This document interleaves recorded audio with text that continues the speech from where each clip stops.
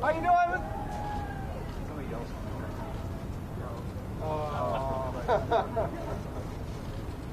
Well, pneumonia is always a serious concern, so doctors take it very, very seriously.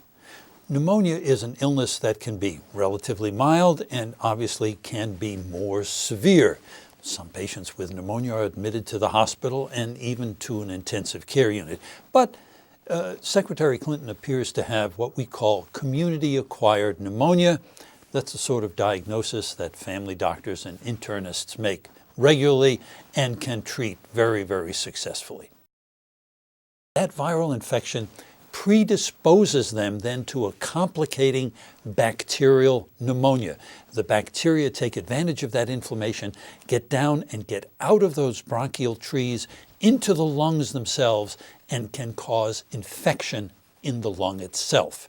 So this great contact with so many people is a setting in which someone could get a viral infection and a consequent complicating pneumonia. Pneumonia is treated, bacterial pneumonia is treated in a very straightforward way. There are a number of antibiotic regimens that are used by internists and family doctors all the time to treat patients very successfully. I would think a few days of antibiotic treatment in an otherwise healthy person with a little bit of rest just so that the body can recover ought to put Secretary Clinton back on the campaign trail in good shape. Fortunately, Secretary Clinton is not contagious to others. Pneumonia is not contagious in the usual sense. If patients with pneumonia are admitted to the hospital, they do not need to be put on isolation.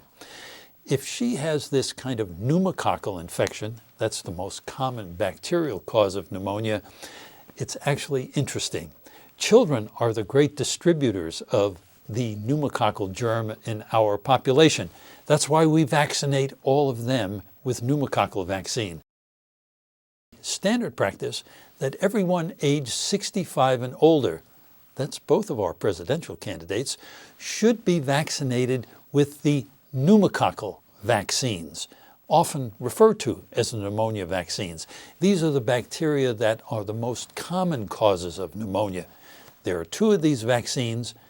As soon as you hit age 65, if you haven't been vaccinated before, you get the first one, and then a year later, you get the second. And I hope both of our presidential candidates have been vaccinated.